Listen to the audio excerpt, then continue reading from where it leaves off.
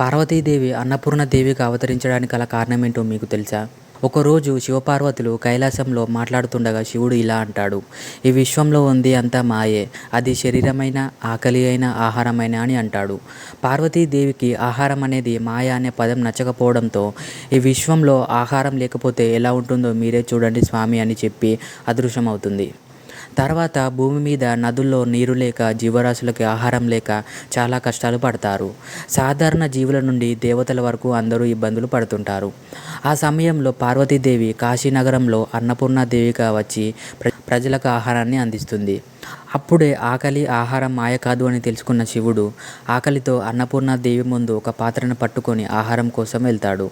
అప్పుడు అన్నపూర్ణాదేవి ఆ శివుడి ఆకలి తీరుస్తుంది.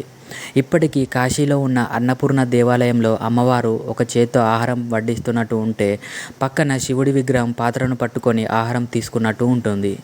ఓం నమ శివాయ.